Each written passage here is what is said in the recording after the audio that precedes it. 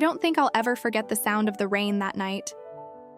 It wasn't dramatic or romantic, it was pathetic, soft, almost embarrassed to be falling, like it didn't want to bother anyone.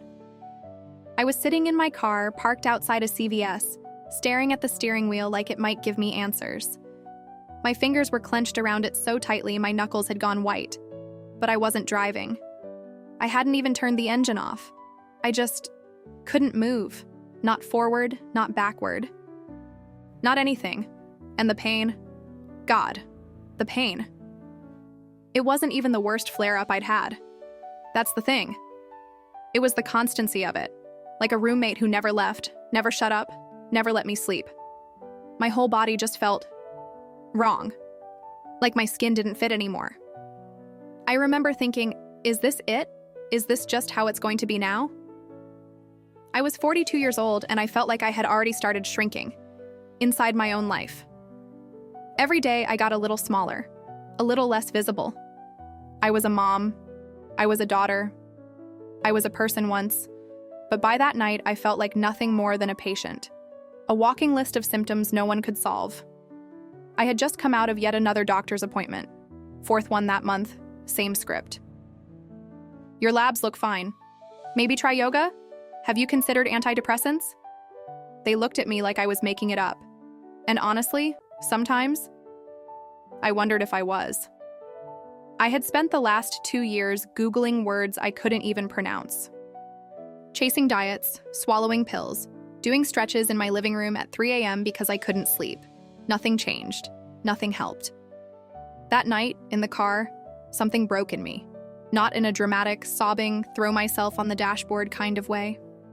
No, it was quieter than that. I remember whispering, just to myself, I don't want to do this anymore. And I meant it. Not in the way people mean when they say it after a hard day. I meant it in a soul way. Like my spirit had started packing its bags. But then, out of nowhere, the car next to me honked. I jumped, genuinely startled. A woman stepped out of the passenger seat. She was laughing, like full belly laughing, even in the rain. And I thought, what the hell is she laughing at? That sound, it cracked something open in me. It didn't make sense, it didn't fix anything, but it interrupted the spiral. Just enough. It was the tiniest, most accidental intervention in the universe. But now, looking back, that moment, that woman laughing in the rain, was the very first synchronicity.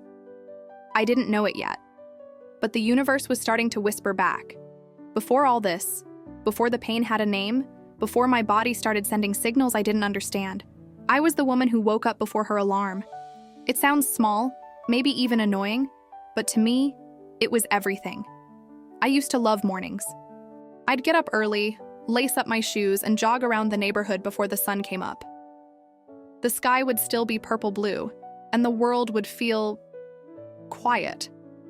Like I was borrowing a secret version of it before anyone else was awake. Running wasn't just about exercise for me. It was prayer. Motion as meditation. I'd feel my heartbeat sync with the pavement. Breath in, breath out. Steps matching the rhythm of the universe, or maybe just the song in my earbuds. Either way, I always came back home feeling more me. I was raising my son alone, Ethan. He was 12 then. Funny, sarcastic, always building something out of scraps in the garage. We had this morning ritual. I'd bring him his toast while he was still groggy on the couch, wrapped in a blanket like a burrito. He'd mumble, "Thanks, chef," and smile with one side of his face. I worked at a community library part-time. The pay wasn't amazing, but the peace of it, the smell of old books, the way kids lit up when I'd recommend them something they ended up loving, that fed something in me. That quiet mattered. I had a rhythm, a sense of self, a routine that made me feel not just functional, but present, alive. And then it started. Subtle at first. A kind of stiffness in the morning that didn't go away after stretching. A weird ache in my wrists when I typed. A tiredness that sleep didn't fix. Nothing dramatic, no fireworks or sudden crashes, just little flickers of off that slowly became a hum, and then a buzz, and then a scream. At first I told myself it was just age, Stress, being a single mom, life.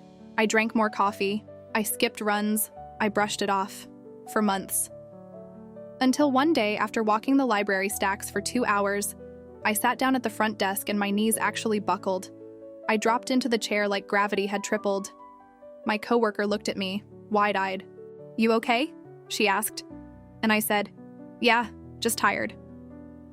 That's how it started. Me minimizing it. Me trying to act like it wasn't taking something from me.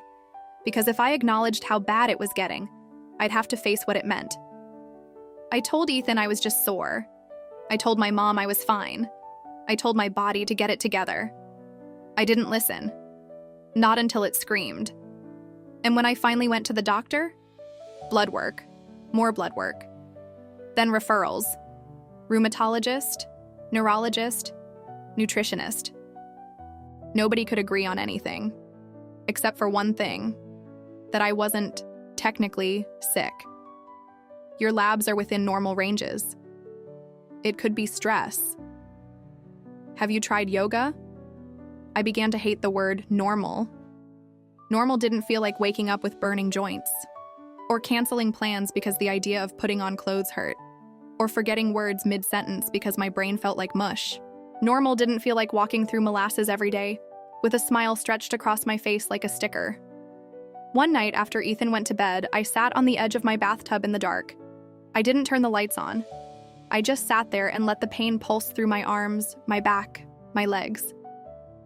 I remember looking down at my own hands and thinking, I don't recognize you. I started to grieve.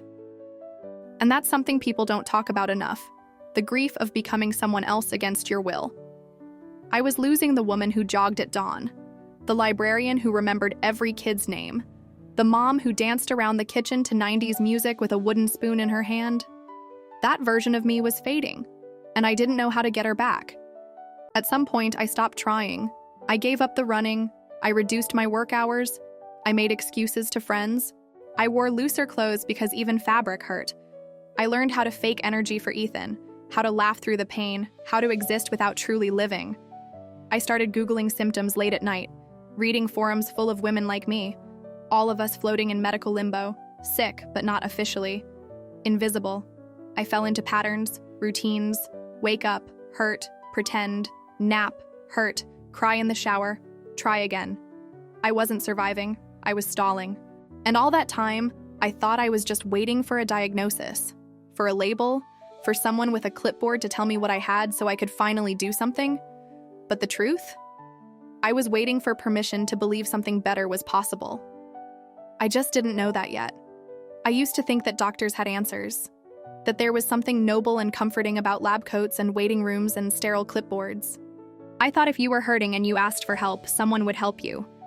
But after a year of appointments and scans and blood draws, all I learned was how to explain my pain in different ways to different people who all said the same thing. Interesting. You're young for this.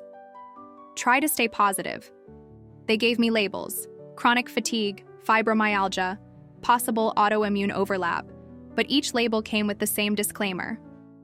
There's no real cure. They didn't say it with cruelty. No one was trying to hurt me. But the indifference in their eyes, the way they looked past me while typing into a screen, made me feel like I was fading in real time. I started to question if I even existed outside the confines of their vocabulary. I was just a file now, a folder, a case.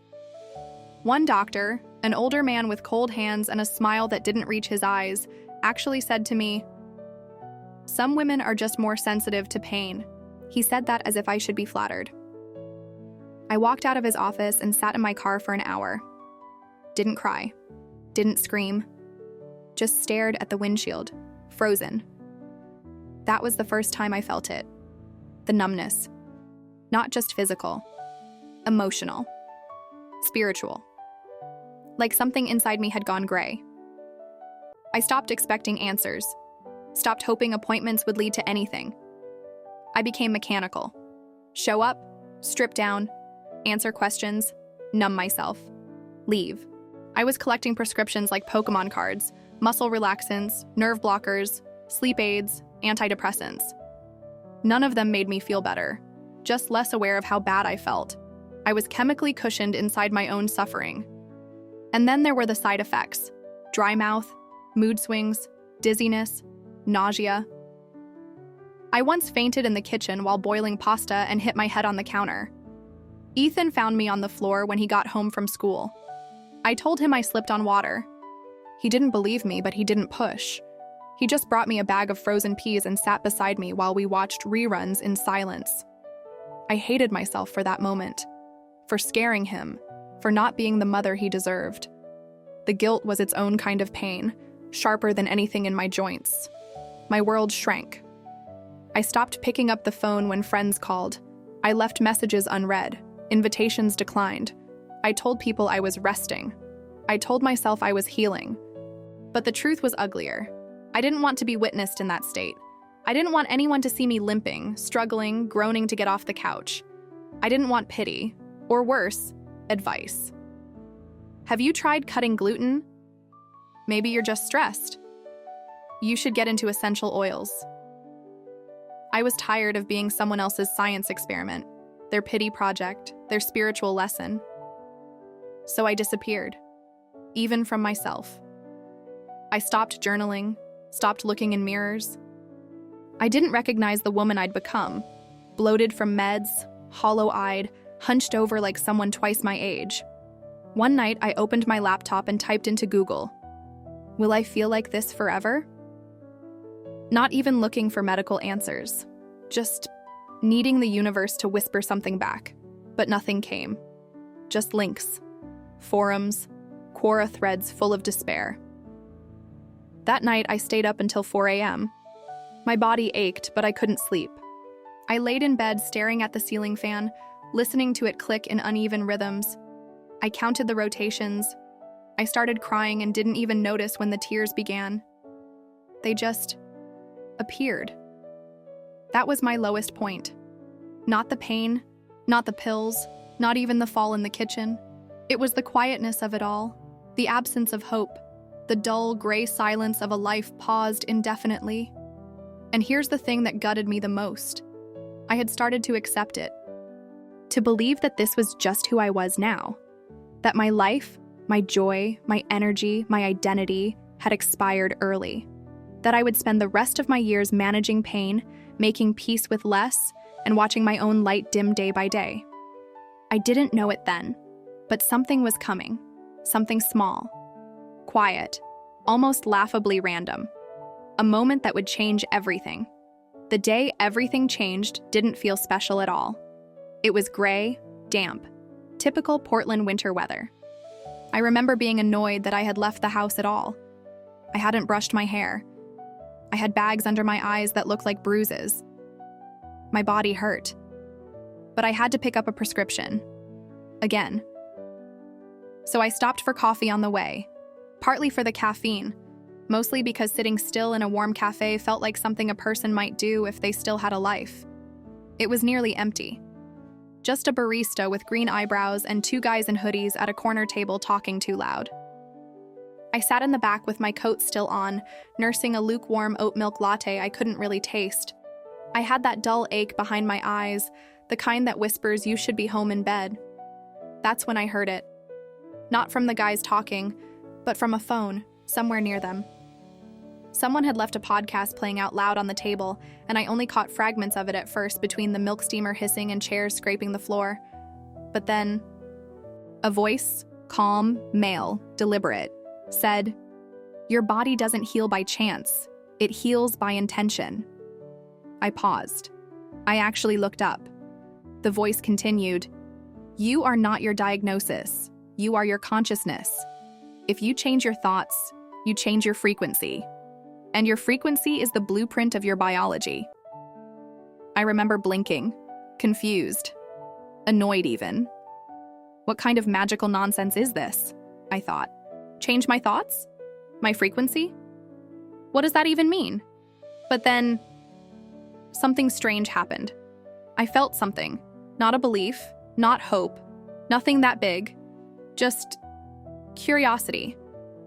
A pull, soft but persistent, like someone had gently knocked on the inside of my skull and said, "Hey, you awake in there?" The podcast kept playing. The voice mentioned a name, Dr. Joe Dispenza. I typed it into my phone without thinking, found a video, then another. I didn't believe any of it. Not really. He was talking about quantum fields and meditating your way into healing, about rewiring your brain, about how people had cured chronic pain, cancer, even paralysis by focusing their thoughts differently. Bullshit, I thought. Delusional, dangerous. Hope is dangerous. But I didn't stop watching. I watched one video, then 3, then 6. That night, I didn't go to sleep. I laid in bed with my laptop glowing against my chest, listening to testimonials. Real people, not actors. Women who looked like me, or older, or younger, talking about pain and loss and illness, and how it all changed when they started to believe. Not just believe they could get better, but believe that reality itself could shift around them. It sounded insane. But you know what else sounded insane? Spending the rest of my life suffering with no explanation. At some point, I realized I was crying. But not the kind of crying I'd done in the past. Not that heavy, hopeless kind. These tears were tender, like my body was thawing. I couldn't explain it. I didn't even try. The next day, I ordered his book, and a notebook, and headphones, and a candle that smelled like eucalyptus, and something vaguely sacred. I didn't tell anyone. Not Ethan, not my mom, not my doctor. I was still too embarrassed to say it out loud. But I whispered it to myself, in the mirror, with my hand on my chest. Maybe there's something I haven't tried. It wasn't belief. Not yet. But it was the first permission I had given myself in years to want something more. There's something humiliating about talking to yourself when you don't believe a single word coming out of your mouth. The first time I tried affirmations, I stood in the bathroom mirror holding a post-it note that said, "I am healthy, I am whole, my body is healing." I said it out loud. Twice. My voice cracked. The third time I laughed. The fourth time I cried. Because everything in me screamed, "Liar. You're not whole. You're a mess. You're in pain. You can't even walk to the mailbox without needing to sit down." But I said it anyway. Every day. Every morning. After brushing my teeth, I'd say it again. Voice shaking, eyes red, pajamas wrinkled. I am healthy. I am whole. My body is healing. And then I'd limp to the kitchen and make toast, still aching, still exhausted. It felt ridiculous. But I kept going. I started waking up 20 minutes earlier to do one of Joe Dispenza's guided meditations. I didn't have a fancy meditation space or a Zen cushion or incense. I had an old yoga mat, a blanket, and a son who'd occasionally knock on my door and ask if I was chanting. Most days, I didn't feel anything during the meditations. My back would hurt. My feet would go numb. My brain would spiral. This is stupid. This isn't working. You're just sitting here breathing while your life falls apart. But some mornings, something weird would happen. A tingling. A flutter in my chest. A moment where I wasn't thinking about pain or bills or how many ibuprofen I had left. A moment of stillness. Of something else. I started writing in a notebook every night. Just 5 things I was grateful for. At first, it was hard. 1, my son's laugh. 2, coffee. 3, my heated blanket. 4, a text from Sarah. 5, not crying today. Then, the list grew. Gratitude was like watering a plant I'd forgotten existed. Something tiny inside me started to grow. I made a vision board. Nothing fancy, just clippings from old magazines and a few printed photos from Google. A woman hiking, a clean bill of health, a photo of a red dress I wanted to wear when I felt strong again. And in the center, I glued the words, energy, freedom, joy. I didn't believe I'd get there, but I wanted to believe that I could want it. That was enough. One night, maybe a month in, I had a dream.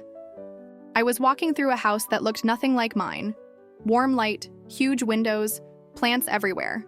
I wasn't in pain. I was barefoot. My body moved easily. And there was music playing. Soft piano, like water. I looked into a mirror in the dream, and I gasped. I looked like myself, but different, stronger, softer, radiating something I couldn't name. And she, the version of me in the mirror, looked straight into my eyes and said, clear as anything, "I've been waiting for you." I woke up with tears on my cheeks. My body still hurt. My life still looked the same. But I had a feeling I couldn't shake. Something was coming. I didn't know what. I didn't know when. But for the first time in over a year, I felt like the universe wasn't silent. It was listening. And I, broken, doubting, scared me, had finally said something worth hearing. The first thing I noticed was the time. 11:11. On my phone, on the stove, on the receipt from the gas station. It showed up 5 times in 1 week. I Googled it, of course. Angel number 1111. The internet told me it meant alignment, awakening, a portal opening. Sure, I thought. Or maybe I just look at clocks a lot. Still, I took a photo each time. Then it was the feathers. 2 in the same day. One on my front porch, stuck to the doormat like it had been waiting for me. The other inside the library book return chute, a small gray feather lying on top of a Stephen King paperback. Both times I stood there and stared like the universe had slipped a note under my door. It was subtle stuff, nothing movie-worthy. But there was a feeling that came with each moment. A sense of being gently nudged, like I was being watched. Not in a creepy way, but in a sacred one. Like something was tracking my progress. And then, the coincidences got bigger. One afternoon, I went to a thrift store just to walk around, stretch my legs, pretend I was doing something normal. I was flipping through old books, not looking for anything in particular.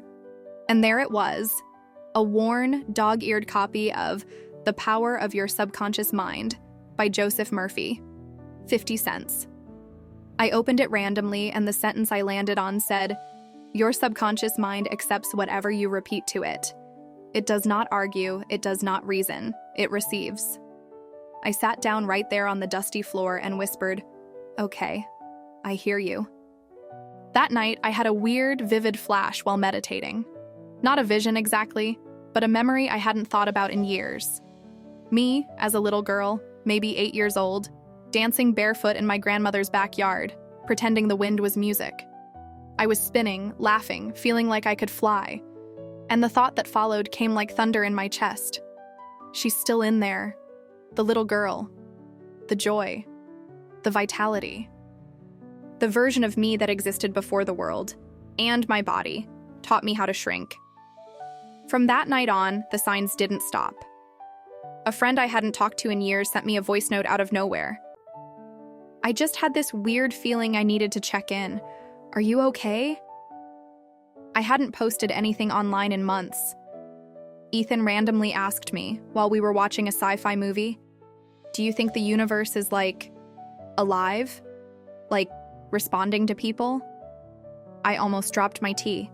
I just stared at him and said, "What made you ask that?" He shrugged.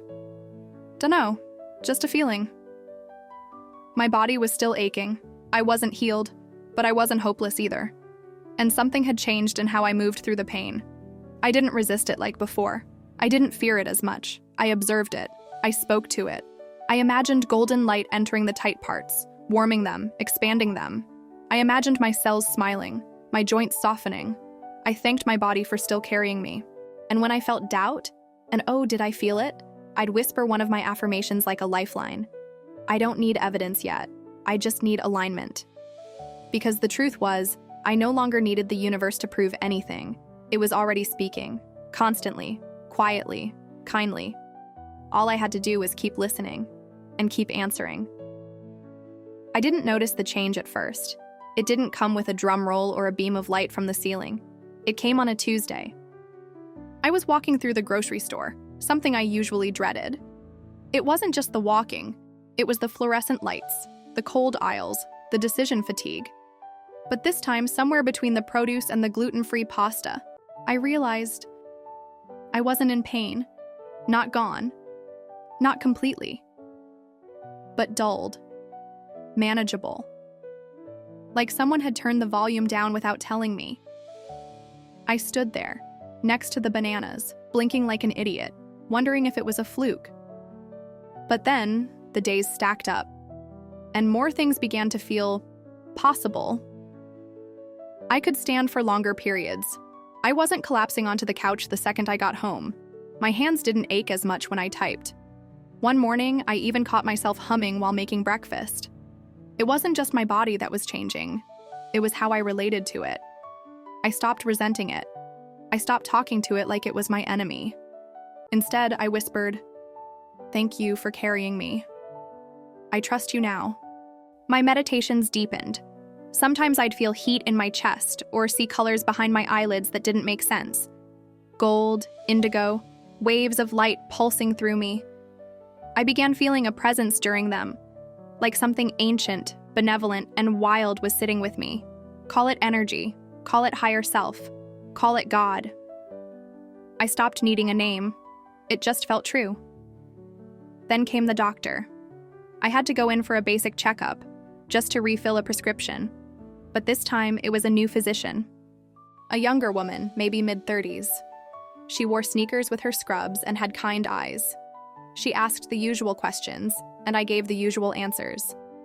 But then, halfway through typing, she looked up and said, "You know, you don't present like someone with fibromyalgia anymore. Your muscle tone is better than most of my patients, and your cortisol levels are surprisingly balanced." I froze. "What does that mean?" I asked cautiously. She shrugged. "It means, whatever you're doing, keep doing it." That night, I lit a candle and just sat in silence. Not asking, not meditating, just sitting. In this bizarre, tender awe. For the first time in 2 years, I felt proud of myself. I hadn't pushed. I hadn't fought. I had trusted. And my body had responded. A few days later, I caught my reflection in the full-length mirror. Something about the angle stopped me. I took a step closer, and it hit me. I was standing differently. My shoulders weren't hunched. My face looked softer, brighter. There was color in my cheeks. My eyes looked alive. I raised my hand and touched the mirror, like I wasn't totally convinced it was me. And then I whispered, "You came back." But I knew better. She hadn't come back. I had come home.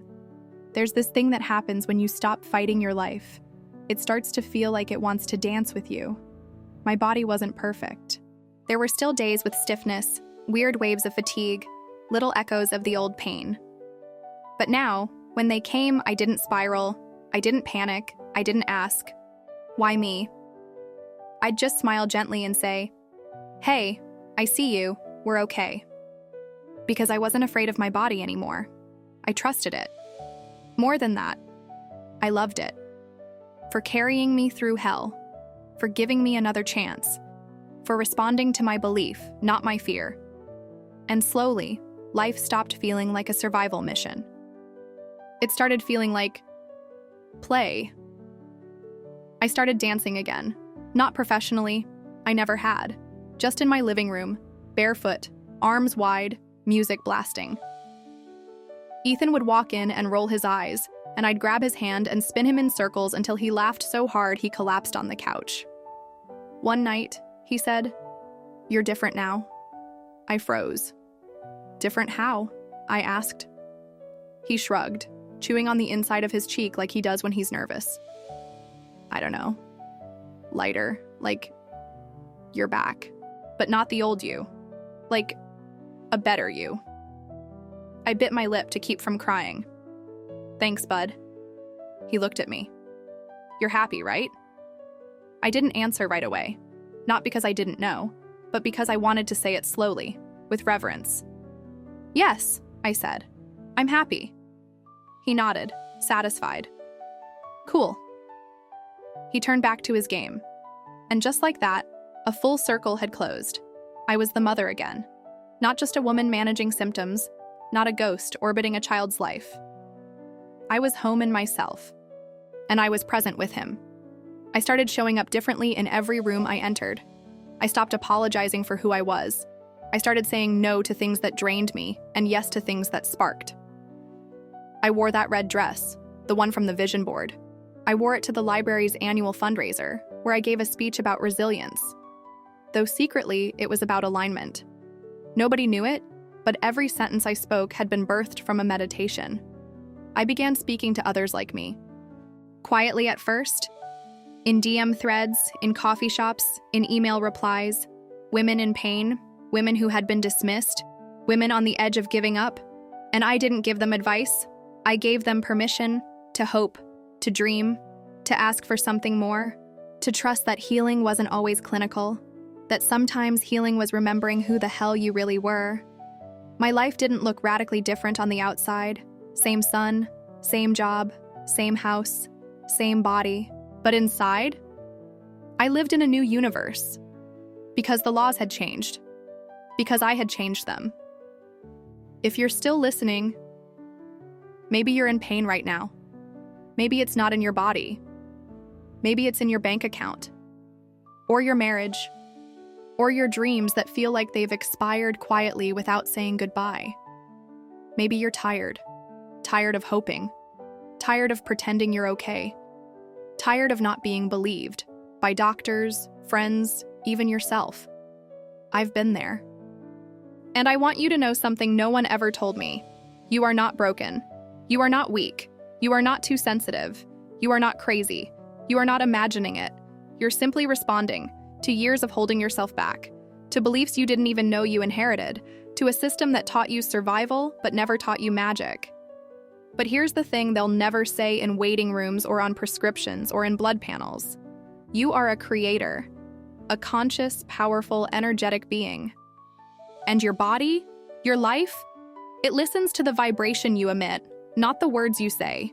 You don't have to fake positivity. You don't have to chant mantras you don't believe in. You don't have to earn your healing. You only have to get quiet enough to remember that the universe isn't outside you. It's inside every cell, every thought, every heartbeat. Your body is not your enemy. It is your compass, your mirror, your friend. And when you love it, even in the middle of the ache, it will love you back. I promise you that. So if you're at rock bottom, good. It means the noise has stopped long enough for you to hear the signal. It means the old life has crumbled just enough for something true to be built. It means you're ready. You don't need proof to believe. You need belief to find the proof. And if that feels hard, just start with this. Say it quietly. Say it even if you don't believe it yet. I trust the process of my life. I am allowed to heal. I am already becoming. That's how it starts. That's how it started for me. With a whisper. With a lie I repeated until it became the truth. With a tiny seed of belief that cracked open the walls of my reality. And now, I live in a world I co-created with the universe. And so can you. So, if you believe the universe is listening, if you believe in your power, even just a little, comment below, I trust. Let's anchor that truth. For you, for all of us. And if this story touched you, share it, subscribe, like, not for the algorithm, but for your vibration, because every choice you make in joy is a signal. And the universe? It always responds. Like this video if you felt something shift inside you. Subscribe for more real stories of spiritual transformation. Share with someone who needs to remember they are not alone. And if you're feeling brave, comment below, I trust. Because when you do, something invisible begins to move.